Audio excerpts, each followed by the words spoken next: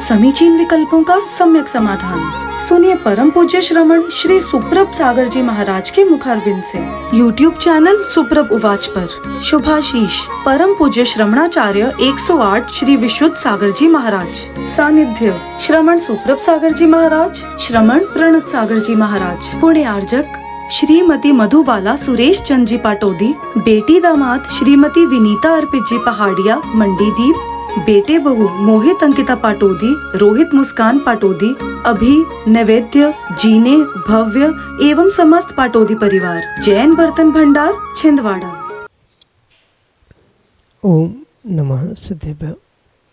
नमो नमः सत्वितंकराय वीराय भव्याम्बुजभास्कराय अनंतलोकाय सुरार्चिताय देवादिदेवाय नमो जिनाय देवादिदेवाय नमो जिनाय। पंच परमेष्टि भगवान की परम पूज्य आचार्य भगवंत गुरुवर विशुद्ध सागर जी मुनि महाराज की, परम पूज्य मुनि श्री सुप्रभ सागर जी महाराज की, 3,9 करोड़ महामुनिराजों की। समीचीन विकल्पों का सम्यक समाधान। सम्यक ज्ञान की वह अनूठी विधा जिसके माध्यम से हम सभी अपने मन में उठते उन अनेकानेक समीचीन विकल्पों का सम्यक रूप से समाधान प्राप्त करते हैं, जो सम्यक समाधान हमारे आत्म कल्याण का पथ प्रशस्त कराने वाला होता है। क्योंकि जहाँ विकल्प है वहाँ संक्लिष्टता है, और संक्लिष्टता से संसार की प्राप्ति होती है, और संसार दुख रूप है।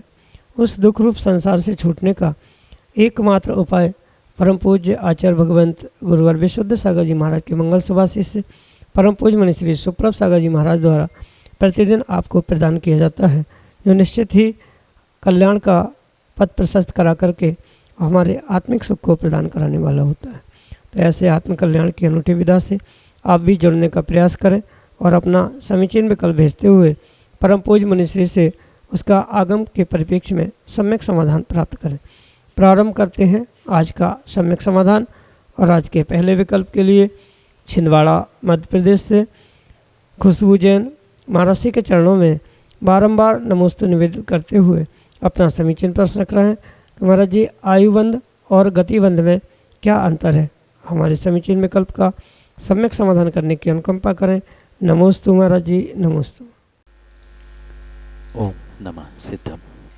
परम पूज्य आचार्य भगवान गुरुवर विशुद्ध सागर जी महाराज की, परम पूज्य मुनि श्री सुप्रभ सागर जी महाराज जी की।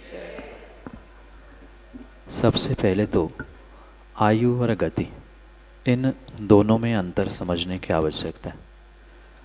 आयु कर्म प्रकृतियों में मूल प्रकृति कहा जाता है, और गति नाम कर्म की उत्तर प्रकृति के अंतर्गत ग्रहण किया जाता है। और चूंकि मूल प्रकृति उत्तर प्रकृति की अपेक्षा से इन दोनों में अंतर है, उसी प्रकार से उनके बंध में भी विशेषता या अंतर समझने की आवश्यकता है। आयुबंध कर्म की मूल प्रकृति का बंध होने के कारण से, और विशेष कर्म की व्यवस्था बंध के समय आयु की होने के कारण से, व्यक्ति जीवन में एक ही बार आयु बंध करता है। 2 प्रकार की आयु आचार्य भगवंत कहते हैं, एक भुज्यमान आयु और एक बद्धमान आयु। जो भोगी जा रही है वह भुज्यमान आयु है, और उस भुज्यमान आयु भोगते समय अगली पर्याय के लिए मात्र एक ही पर्याय के लिए वह बंधमान आयु को वह जीव प्राप्त करता है। पर चूंकि गति उत्तर प्रकृति है, और उत्तर प्रकृतियों का पुनः पुनः बंध होना सहज रूप से प्राप्त होता है। पूरे आयु काल में किसी एक पर्याय काल में जीव एक ही आयु का बंध करता है, जबकि गति बंध नाना प्रकार से कर सकता है। नाम कर्म की उत्तर प्रकृति के अंतर्गत वह गतिबंध हर समय बन सकता है। ये विशेषता बहुत अच्छे से समझने योग्य है कि व्यक्ति अपने जीवन में उन 7 कर्म प्रकृतियों को और उनके उत्तर प्रकृतियों को जीवन में कितनी ही बार प्राप्त कर सकता है, पर जो आयु बंध है वह एक ही बार जीवन में हो सकता है, दूसरी बार अगले पर्याय के लिए नहीं होता। गतिबंध अगली अगली अगली अनेक पर्यायों के निमित्त से हो सकता है, पर आयु बंध मात्र और मात्र एक ही पर्याय मतलब एक अगली ही पर्याय के निमित्त से होता है, अन्य अगली पर्यायों के कारण से वह नहीं होता।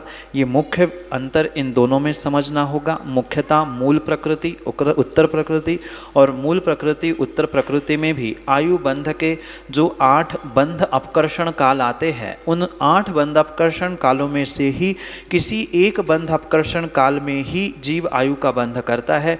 शेष जितना भी आयु का समय, आयु के समय के निषेक है, वहाँ जैसे मन वचन काय आदि योगों का पुरुषार्थ होता है, जीव वैसे प्रति समय अपने भविष्य के लिए, आने वाले समय के लिए गतिबंध करता रहता है। उसमें बदलाव, उत्कर्षण आदि आदि होना संभव हो सकता है। मुख्य मूल प्रकृति और उत्तर प्रकृति के साथ उसके काल बंध के समय आदि की अपेक्षा से इन दोनों में अंतर आपके लिए सम्यक समाधान।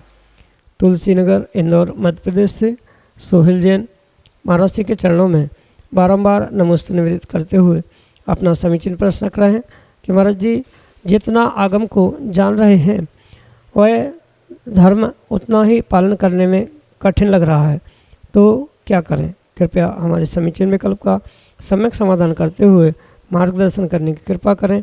नमोस्तु महाराज जी, नमोस्तु। वास्तविकता ये है कि शायद अभी आपने आगम और धर्म को सही मायने में नहीं समझा।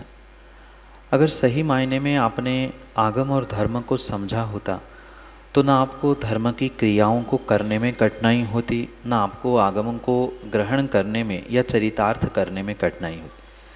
आज जो कुछ भी आपको ये विरोधाभास लग रहा है पढ़ते हुए, उसे ग्रहण करने में जो कठिनाई लग रही है, वह कठिनाई कहीं न कहीं आगम की सूक्ष्मता को या आगम की व्यवस्था को सही मायने में ना समझने के कारण से ही हो रहा है। ना आगम कठिन है, ना जिन धर्म का परिपालन करना कठिन है। अंतर इतना है कि उसको समझना बहुत कठिन है। अगर सही तरीके से आगम और सही तरीके से धर्म की क्रियाओं को अगर आपने समझा है, तो धर्म की क्रियाओं से जुड़ने में, धर्म से जुड़ने से, आगम को पढ़ने, उसे चरितार्थ करने से किसी भी प्रकार से कोई कठिनाई हो ही नहीं सकती। कहीं न कहीं जो आचार्य भगवंतों ने उसे समझाने का प्रयास किया है धर्म ग्रंथों के माध्यम से, क्यों समझाया है, किन परिस्थिति में उसे किस प्रकार से ग्रहण करना है, ये बहुत विवेकपूर्वक समझने की आवश्यकता है। क्योंकि कई बार मात्र ग्रंथों को पढ़ने से ग्रंथ भी, निर्ग्रंथ भी, धर्म की क्रियाएं भी कठिन प्रतिभासित तो हो सकती है, पर ये भी समझना वहाँ आवश्यक है कि आप कौन से ग्रंथों को आगम कह रहे हैं। आज बहुत सारी ऐसी पुस्तकें मार्केट में, बाज़ार में और मंदिरों में भी मिलती है जो आगम के नाम पर सर्वत्र प्राप्त होती है, पर उसमें आगम का कुछ भी ABCD नहीं है, पूर्वाचार्य से उसका कोई तालमेल ही नहीं है। तो हो सकता है कहीं न कहीं ग्रंथ पढ़ने में या ग्रंथ का चुनाव करने में कौन सा पढ़ना, क्या पढ़ना, इसके निर्णय में कहीं न कहीं आपका कन्फ्यूजन हो रहा है, और इसी कारण से धर्म की क्रियाओं को आप समझने में या क्रियान्वित करने में कठिनाई महसूस कर रहे हैं। सही मायने में जिस व्यक्ति को आगम का ज्ञान हो जाता है, उसे कोई पुरुषार्थ करने की आवश्यकता नहीं है धर्म को क्रियान्वित करने के लिए। एक हाथ से जैसे वह धर्म को या आगम को समझता है, दूसरे हाथ से अपने आप वह धर्म की क्रियाओं से, धर्म से जुड़ते हुए अपने जीवन का बहुत बड़ा पुरुषार्थ, जीवन को बदलने के लिए धर्म से जुड़ने के रूप में वह अवश्य ही करता है। इसलिए आप क्या पढ़ रहे हैं, कैसा पढ़ रहे हैं, किसके मार्गदर्शन में पढ़ रहे हैं आदि सब कुछ समझते हुए ही उसका यथार्थ निर्णय करें। और मैं तो कहता हूँ किसी निर्ग्रंथ गुरु के सन्निधि सानिध्य को प्राप्त करते हुए उनके मार्गदर्शन से किस तरीके से धर्म क्रियाओं से जुड़ना ये भी आवश्यक है। हो सकता है आपने कोई बहुत बड़ा कठिन ग्रंथ प्रारंभ किया हो और जैन धर्म की ABCD आपको पता नहीं है, तो वो कठिन आपको विषय ही पहले से कठिन पढ़ने लगे तो धर्म की क्रियाएं भी धर्म भी कठिन लगने लग जाए। जो पाठशाला से लेकर एक एक क्रियाओं को लेकर कहा है, नमोकार मंत्र, चत्तारी दंडक आदि क्या होता है, पूजन पाठ क्यों करना पड़ता है, 8 ही द्रव्यों से पूजन क्यों की जाती है आदि बहुत सारे क्रियाओं को समझने की आवश्यकता है। इसलिए मैं तो कहता हूँ धर्म परीक्षा नाम का एक बहुत अच्छा ग्रंथ आचार्य अमित गति स्वामी महाराज ने दिया है, जिसमें धर्म के प्रत्येक क्रियाओं के पीछे तर्क के साथ कारण बताया है कि ऐसा क्यों नहीं, क्या करना है। तो उसे आप अवश्य पढ़े। उसको पढ़ते ही आपको धर्म के प्रति और रुझान होगा। धर्म जो आपको आज कठिन लग रहा है वह बहुत आसान लगने लग जाएगा। यही आपके लिए सम्यक समाधान। श्रीमती लता वज, इंदौर, मध्य प्रदेश से अगले समीचीन विकल्प के लिए। घर गृहस्थी में कि तीर्थंकर प्रकृति का भावना हम कैसे बनाएं, 16 कारण भावना के द्वारा हम दर्शन विशुद्धि आदि जो 16 कारण भावना तीर्थंकर प्रकृति के पुण्य कर्म बंध के पूर्ण प्रकृति के बंध के लिए निमित्त है। उसे एक श्रावक भी बहुत श्रद्धा समर्पण के साथ भाते हुए तीर्थंकर प्रकृति को प्राप्त कर सकता है। ऐसा कोई नियम नहीं है कि मात्र मुनिराज या मात्र कोई विशेष वर्ग का ही व्यक्ति उस तीर्थंकर प्रकृति को प्राप्त हो। जो दर्शन विशुद्धि आदि 16 कारण कहे हैं, उन 16 कारण भावनाओं का चिंतन करना, पर चिंतन करने से पहले ये 16 कारण भावना क्या है, दर्शन विशुद्धि किसे कहा जाता है, विनय संपन्नता क्या है आदि उसके विषय को समझने की आवश्यकता है। जब इन 16 विषयों को समझा जाएगा तो उसे मैं अपने जीवन में कैसे ग्रहण कर सकता हूँ, या दर्शन विशुद्धि के जो 25 दोषों से रहित सम्यक दर्शन की प्राप्ति कही है, तो मैं उसे कैसे कर सकता हूँ, विनय संपन्नता के लिए मैं क्या कर सकता हूँ, ये भी चिंतन करना उन भावनाओं को प्राप्त करना ही है। क्योंकि बहुत सारे लोग यही सोचते हैं, जैसे 12 भावना है, वो तो राजा राणा छत्रपति पढ़ लिया, हमने 12 भावना का चिंतन कर लिया। ये चिंतन नहीं है, मात्र 12 भावना का पठन है। ऐसे ही 16 कारण व्रत कर लेना, 16 कारण की पूजा आदि भी कर लेना, पर जब तक उस विषय वस्तु को नहीं जाना जाएगा कि दर्शन विशुद्धि, विनय संपन्नता, शील व्रति स्नातिचार आदि आदि क्या है, उसे मैं कैसे प्राप्त कर सकता हूँ, ये समझने के साथ साथ ही उसके प्रति एक श्रावक भी बहुत विवेकपूर्वक तीर्थंकर प्रकृति को प्राप्त करने का पुरुषार्थ कर सकता है। जबकि पंचम काल में किसी भी प्रकार से तीर्थंकर प्रकृति का बंध नहीं हो सकता, पर इसका मतलब ये नहीं है कि हम 16 कारण भावनाओं को पंचम काल में भा ही नहीं सकते। आज का मतलब पंचम काल में 16 कारण भावनाओं का चिंतन ही भविष्य में हमारे लिए जब कभी केवली का पादमूल मिलेगा, साक्षात केवली तीर्थंकर हमें प्राप्त होंगे, उनके चरणों में जब यह आज किया हुआ अभ्यास 16 कारण भावनाओं का वह तभी फलीभूत होगा, क्योंकि ये सिद्धांत है केवली श्रुत केवली भगवान के पादमूल में ही बैठकर 16 कारण भावना भाने से वह तीर्थंकर प्रकृति का बंध होता है, अन्यत्र नहीं होता। पंचम काल में केवली श्रुत केवली आदि नहीं है, इसलिए बंध भले ही ना हो, पर बंध होने के लिए जो हमारे भावों का पुरुषार्थ है, आत्मा पे संस्कार डालने का पुरुषार्थ है, यह अवश्य ही पंचम काल में हो सकता है। इसलिए 16 कारण क्या है, ये 16 ही कारण क्यों कहे जाते हैं आदि भी समझते हुए हमें उसके विषय वस्तु को समझते हुए प्राप्त करने का पुरुषार्थ करना होगा, जिसके माध्यम से आप अपने गृहस्थ अवस्था में भी अभ्यास करते हुए भविष्य में तीर्थंकर प्रकृति को प्राप्त करने के पुण्य को संजो सकते हैं। यही आपके लिए सम्यक समझ। उदयनगर, इंदौर, मध्य प्रदेश से श्रीमती उर्मिला काशलीवाल, अगले समीचीन विकल्प करें। मुनिवर श्री 16 कारण भावनाएं 16 होती है, लेकिन ये व्रत जब भी चलते 32 दिनों के रहते हैं, ऐसा क्यों? नमोस्ते। माँ, व्रतों की जो विधि आचार्य भगवंतों ने बनाई है, उसमें क्यों, कैसे आदि प्रश्न पूछना उचित नहीं। अगर हम अन्य भी व्रतों के विषय में समझे तो वहाँ भी उनकी व्यवस्था समझाते हुए कुछ अष्टमी को, कुछ चतुर्दशी को, कुछ नौमी, पंचमी आदि आदि तिथियों को कहा है। तो ये प्रश्न पूछना कहीं तर्क संगत नहीं है कि ऐसा ही क्यों है, 16 कारण व्रत होने पर भी 32 क्यों है। इसके लिए हम चिंतन करते हुए अनेक तर्क ओहापो आदि कर सकते हैं, तर्क भी दे सकते हैं। पर पहली बात तो चूँकि आगम में 32 दिनों का 16 कारण व्रत होता है, ये प्रमाण प्राप्त होता है। और आज्ञा सम्यक का परिपालन करते हुए सबसे पहले हमें यही श्रद्धा करनी होगी कि आचार्यों ने विधि बताई है 32 दिन की, तो सबसे पहले बताई है, सो हम उसको आज्ञा सम्यक के रूप में स्वीकार कर रहे हैं। उसमें कोई कारण नहीं, क्योंकि बहुत सारे आगम के ऐसे पहलू है जिन्हें मात्र कारणों से या तर्कों से नहीं समझा जा सकता, उन्हें मात्र श्रद्धान से ही ग्रहण किया जा सकता है। आज्ञा सम्यक का ये मुख्य पहलू होने से पहले उसे हमने स्वीकार किया। दूसरी बात, अगर हम उसे समझे तो मैं तो सबसे पहले यही प्रश्न पूछना चाहता हूँ, तीर्थंकर तो 24 होते हैं, फिर 16 कारण क्यों कहा? 24 कारण व्यवस्था बनानी चाहिए थी, फिर 16 कारण क्यों बनाया है? इसके पीछे भी तो प्रश्न आना चाहिए था कि 24 तीर्थंकर है, तीर्थंकर की संख्या शाश्वत है, तो 24 कारण होने चाहिए थे तीर्थंकर पद को देने के लिए, फिर 16 कारण क्यों कहा है? तो उनको हम अनेक तर्क वितर्क और मन के चिंतनों से सुलझा तो सकते हैं, पर उसको सुलझाना या मात्र समझना ये कार्यकारी नहीं हो सकता। कर्मों की निर्जरा करने के लिए जो व्रत की व्यवस्थाएं बनाई हैं उसे हमें समझना होगा। और आचार्यों ने यह स्पष्ट कहा है, अधिकस्य अधिकम फलम, जितना अधिक श्रद्धा से अधिक दिन तक हम करेंगे उतना अधिक अधिक उसका फल प्राप्त होगा। क्योंकि ये व्यवस्था 2-2 दिन के हिसाब से कही जाती है, मतलब एक भावना 2 दिन भाने के लिए या 2 दिन उसके व्रत कहे जाते हैं। इस परिप्रेक्ष्य में उसे डबल संख्या में यानी 16 के परिप्रेक्ष्य में डबल 32 के रूप में स्वीकार किया जाता है।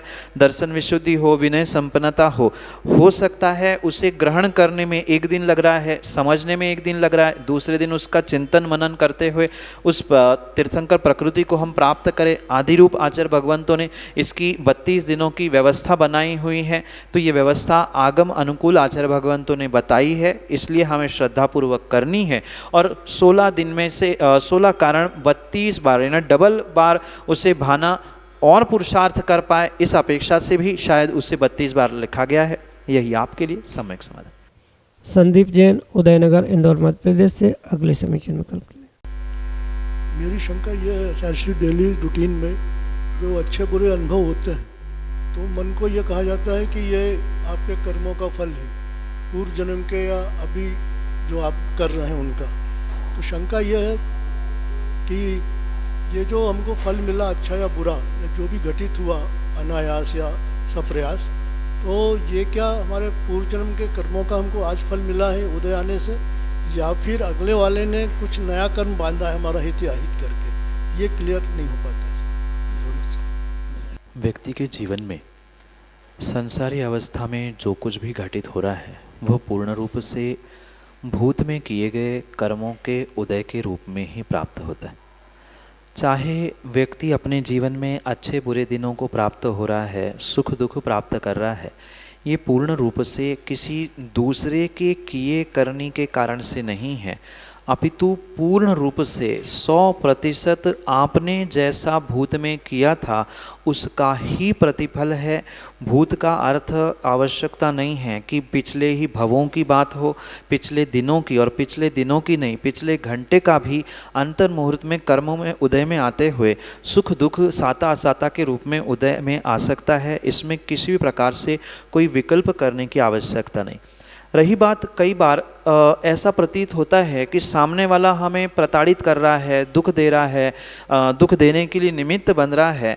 ये सत्य हो सकता है कि सामने वाला आपके सुख दुख आदि के लिए निमित्त बन रहा है, पर वो सामने वाला तभी निमित्त बना है कि उस व्यक्ति का पूर्व जन्म में आपके साथ कुछ ना कुछ संयोग नियोग था, जो वर्तमान में उदय में आते हुए आपके भरी घर परिवार सगे संबंधी मित्र या शत्रु आदि के रूप में वह आपके सामने निमित्त बनकर उपस्थित हुआ है। ये भी तीसरा पहलू सत्य है कि ऐसा पुरुषार्थ करने पर, मतलब सामने वाले ने आपको दुख दिया, वह आपका कर्म का उदय था, आपने उसे अगर समतापूर्वक सहन किया है तो कर्मों की निर्जरा हो गई। पर उस व्यक्ति को लेकर आप दुखी हो रहे हैं, संक्लेशित हो रहे हैं, उससे बदला लेने के भाव रख रहे हैं, तो आप भी कर्मबंध कर रहे हैं। और उसने सपुरुषार्थ या बिना पुरुषार्थ के भी कर्मोदय के लिए निमित्त बना है, तो कहीं ना कहीं वो भी भविष्य के लिए कर्मबंध कर रहा है। और यही कर्म का चक्र अनादिकाल से चल रहा है, जिसे ना छोड़ने के कारण संसारी जीव संसार से बाहर नहीं हो पा रहा। निर्ग्रंथ मुनिराज यही पुरुषार्थ करते हैं कि कर्मोदय आने पर भी, निमित्त सामने उपस्थित होने पर भी ये मेरा ही कर्म है, निमित्तों का दोष नहीं है। निमित्तों पर क्षुभित ना होते हुए भीतर क्षमा धारण करते हैं, क्षमा याचना करते हुए, भले ही एक तरफ से उन्होंने अपना पुरुषार्थ किया है। जैसे पारसनाथ भगवान और कमठ के जीव के विषय में आपने 10 भवों का इतिहास पढ़ा होगा। एक ने भी पुरुषार्थ अल्प किया, अपने आप को संभालने का, अपने आप दूसरे हाथ से बजने वाली ताली कम होते होते समाप्त हो गई। बिल्कुल ऐसा ही जीवन में समझना होगा। सामने वाला निमित्त कैसा ही हो, अच्छा हो बुरा हो, उसे पुण्य पाप मिले, ये उसके स्वयं के भाव, उसका स्वयं का पुरुषार्थ, उसका मन वचन काय का पुरुषार्थ निर्भर करता है। पर उस निमित्त से को लेकर अगर हम परेशान हो रहे हैं, हम कुछ करने का भाव रख रहे हैं, तो नियम से हमें भी उसके निमित्त से दोष लगेगा, पाप लगेगा। सामने वाले लगे अथवा ना लगे, पर हमारे अगर समतापूर्वक हमने उसे सहन किया है तो कर्मों की निर्जरा होगी। अगर समता नहीं है, बदले की भावना है या अन्य भी कोई भाव, विद्वेष राग द्वेष उत्पन्न हो रहे हैं, तो नया कर्मबंध वहाँ पर हो रहा है। और राग द्वेष पूर्वक सामने वाला निमित्त उपस्थित कर रहा है, तो उसे भी पूर्ण रूप से कर्म का आश्रय होगा। कर्म किसी के लिए अलग अलग तरीके से बंध या आश्रय की व्यवस्था नहीं रखता, सभी के लिए समान रूप से ही वह कर्मबंध होता है। यही आपके लिए सम्यक समाधान। समीचीन विकल्पों का सम्यक समाधान सुनिए परम पूज्य श्रमण श्री सुप्रभ सागर जी महाराज के मुखारविंद से। YouTube चैनल सुप्रभ उवाच पर शुभाशीष परम पूज्य श्रमणाचार्य 108 श्री विशुद्ध सागर जी महाराज। सानिध्य श्रमण सुप्रभ सागर जी महाराज, श्रमण प्रणत सागर जी महाराज। पुण्य आर्जक श्रीमती मधुबाला सुरेश चंद जी पाटोदी, बेटी दामाद श्रीमती विनीता अर्पित जी पहाड़िया मंडीदीप, बेटे बहू मोहित अंकिता पाटोदी, रोहित मुस्कान पाटोदी, अभी नैवेद्य जीने भव्य एवं समस्त पाटोदी परिवार। जैन बर्तन भंडार छिंदवाड़ा।